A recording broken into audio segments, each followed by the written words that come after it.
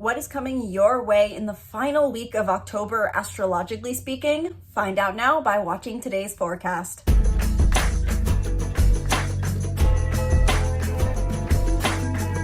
Hello and welcome back to the channel. I'm Isabel, your spiritual rebel friend, and today we're talking about the weekly astrology forecast for the week of October 26th through to November 1st. In our final week of October, we don't have many transits happening, but two intense ones that can really bring a strong sense of closure and maybe even the need to shift our perspective as we close out the month.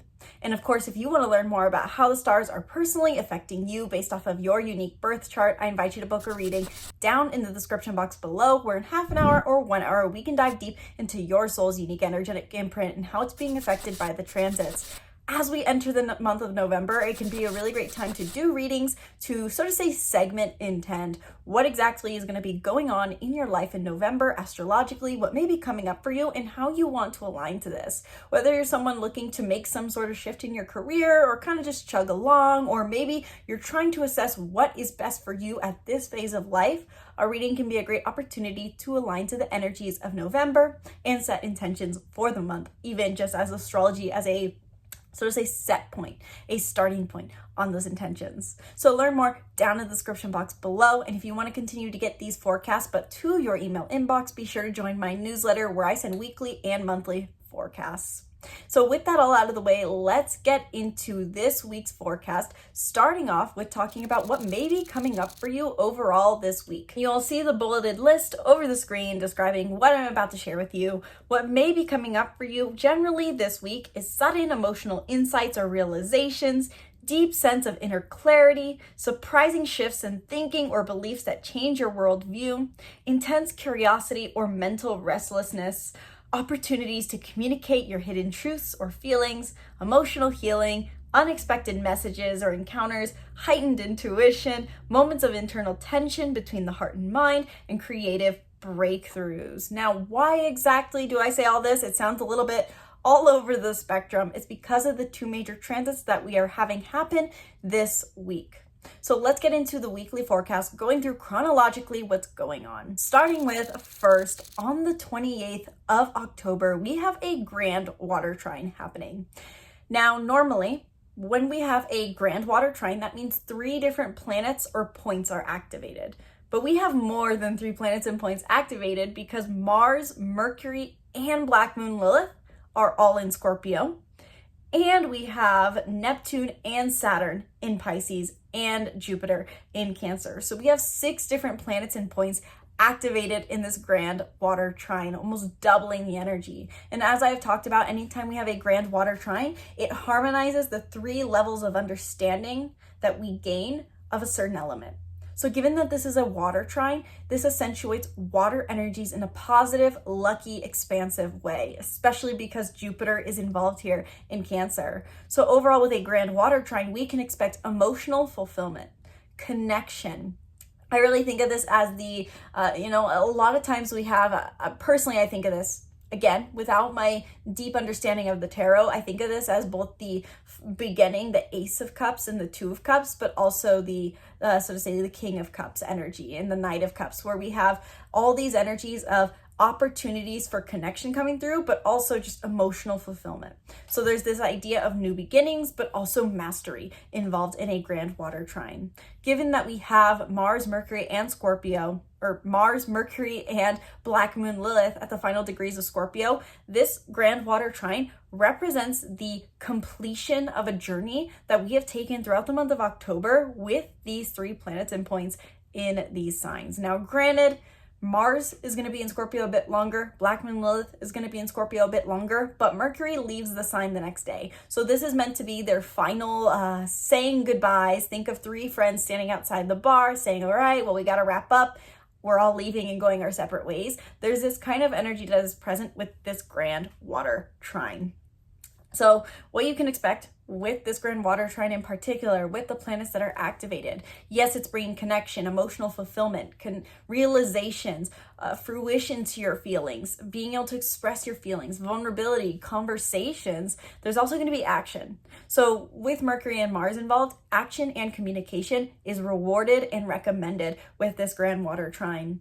Additionally, I do want to add, with Saturn and Neptune retrograde both at the final degrees of Pisces, we can expect that whatever's coming up is going to be a realization of our dreams, a realization of our ideals. When Neptune's retrograde, it tries to make the ideal real. And given that it's conjunct Saturn, we can feel that there's an extra level of practicality coming to these manifestations. And again, given that Jupiter is involved in Cancer, this is an expansion of emotional fulfillment. I would definitely recommend with this Grand Water Trine, look to the Cancer part of your sky. What house is that? That is where you may be experiencing a massive expansion with this Grand Water Trine. So in short, Grand Water Trine, extremely positive energy. Normally, I would make an additional video talking about this, but I'm going to just tell everyone to come watch this video, hopefully. And I'm also trying to wane off of a lot of my transit videos because I want to make more content on birth chart astrology. So we have the Grand Water Trine. Then the next day, Mercury leaves the sign of Scorpio, goes straight into Sagittarius, and opposes Uranus retrograde in Gemini on the 29th. So this is a very interesting dynamic that we have between these two planets. But first, before I get into why I say that, simply put, whenever we have Uranus involved in a transit, we expect the unexpected. This brings shocks, sudden unexpected changes of perspective, changes to our thinking, and changes to our physical reality. So if you keep anything in mind with the 29th, expect the unexpected. Now, at the same time, there's a deeper lesson here than just expecting the unexpected that I want to touch on, which is Uranus, as I mention all the time, or at least I think I do, is said to be the higher octave of Mercury. And so these are the two planets that are opposing each other, Mercury and Uranus, which is the higher octave of Mercury. So with that, Mercury is more like our habitual ways of thinking. It's like I describe as our primal brain, or the brain that we use off of habit. Whereas Uranus is like our rewiring our brain. If you are interested in self-development, you hear that phrase before. Rewire the brain, heal the brain, new neural pathways. That's the kind of energy that Uranus brings. So it's the uncomfortable new way of thinking to bring more benefit and embrace a new perspective. So with these two planets opposing, what this can mean is that we may feel challenged between our habitual way of thinking and how we are being invited to think differently. Something could come up in your physical reality that is inviting you to observe, what do I hold on to too rigidly versus what is the new perspective I could be taking on. Granted, I will say, or normally I would say, that oppositions are a push-pull to remember to meet in the middle. I would argue to some degree that this opposition is more in favor of saying, go to this Uranus energy. What I mean by that is that Uranus is our innovative thinking. And with Uranus retrograde in Gemini, we're being called to incorporate more curiosity into our lives. We're being invited to bring more open-mindedness and be more question askers and be more of messengers and to observe our way of perceiving things. Whereas Mercury in Sagittarius can sometimes be a bit opinionated or idealistic. So that's what I would potentially see with this opposition in particular. Simply put, observe where you hold strong attachment to your ideals and where you can be a bit more open-minded. So overall, with these two planetary transits this week, some things you may want to consider doing as we near these two transits of the Grand Water Trine and this opposition. You may want to communicate more honestly, surrender attachments to your viewpoints, be open-minded to what you may not know. Notice your dreams, both the ones that come at night and more so your daydreams, your ideals, the things that you fantasize and wish could exist. Take inspired action, embrace changes, and pause before speaking reactively. So that's kind of your bulleted list of what I would consider doing if you don't want to have or take into consideration all the different aspects of these transits. If you're looking just for what you may feel called to do or may benefit from doing this week, that is what I'd recommend. But as our final conclusion, to wrap up today's video, as I always do, let's talk about the spiritual reminder that is being presented this week, as it will better explain why I recommend we do these things. Overall, the energy this week with these two transits is, for one, an opportunity to honor what is closing out for you in October. I think, at least for me, October felt like a very intense, emotionally in a sense, but it was a month, but it was going by at like 80 miles an hour. It sped past the speed limit, and I feel like October was a blink of an eye. And so it's almost like this energy for me, and I think for a lot of us, of I want to cultivate depth as we feel called to do with Scorpio energies. And oh, look, there it goes. Like there wasn't even a time to settle in. And so I think this Grand Water Trine coming at the end of the month is an opportunity to settle into a state of reciprocity, connect with others, be more vulnerable, and make space for that vulnerability before entering the month of November, where we can be more focused on maybe setting intentions once again, or initiating new beginnings, or even just starting new work in our business of some kind.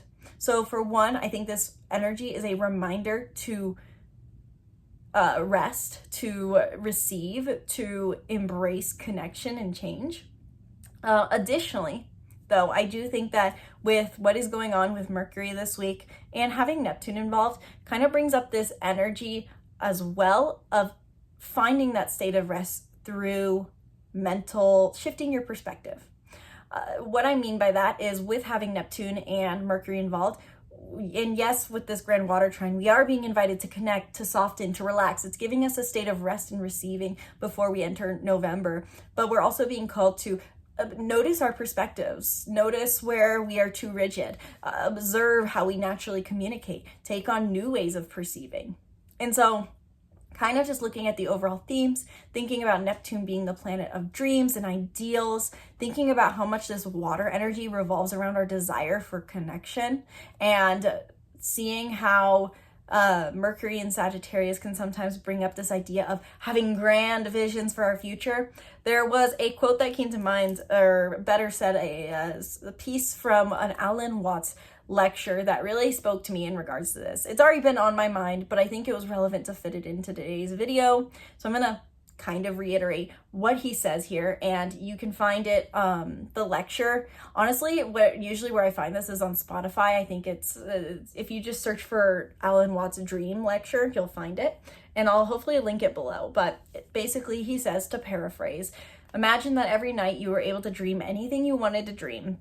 And for example, you could dream 75 years of time in each night. And as you began this adventure of dreams, you'd fulfill all your wishes. You'd have everything you want. And after several nights of 75 years of total pleasure, you'd say that was pretty good. But now let's have a surprise. Let's have a dream where it's not under control, because you'd get bored. And so something's going to happen. You don't know what it is. And you'd get more and more adventurous with your dreams. And finally, you would dream where you are now. This also really spoke to me, this concept of what Alan Watts is talking about, of realizing that if we could fulfill all our dreams, we will eventually pick where we are now, dreaming where we are now, because truly our life is perfect as it is right now, regardless of the struggles. We came here to experience the contrast. And this is actually something I've been talking about recently with quite a few clients I've worked with who have strong Gemini Sagittarius energy in their charts. And so I think it could be coming up for us as a collective this week with this Gemini Sagittarius opposition. Sometimes Sagittarius energy says, here's the vision, but it's always chasing the endless horizon. The answer is never where they are. Whereas Gemini sees like a toddler that life is perfect just beneath their feet.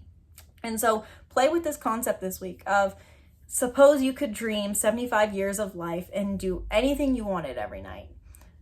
Would it, or how long would it take for you to realize that you would choose right where you are now? Because in the end, to always be chasing the horizon, eventually you find that that horizon just has a sunset, just like everyone else does. And so the perfect place to be is right where you are.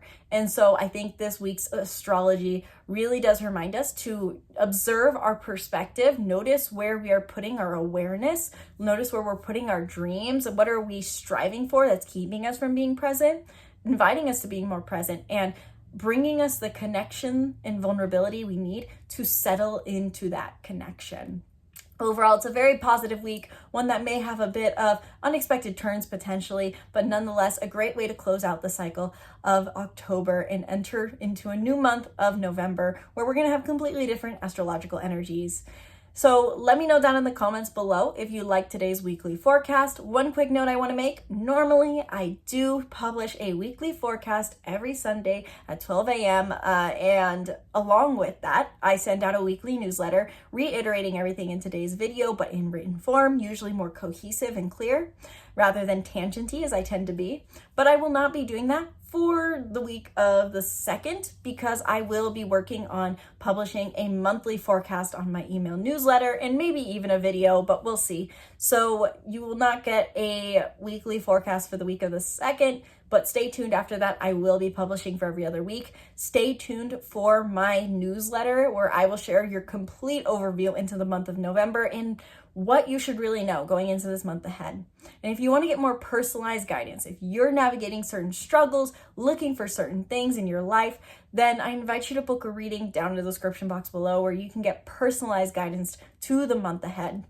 I also have a 3-month coaching program where we can meet weekly, bi-weekly, or monthly to guide you through each season of life. We are still in fall. We are preparing for winter. And so there is a symbolic need to navigate life a bit differently for each season. Even if you have a year-long goals, how that goal shows up is dependent on the season of life we're in and the astrological energies present. A different approach is needed for different points of life. So if that resonates for you and you're wondering, how am I supposed to be approaching my issues, desires in this phase of life, book a reading down below.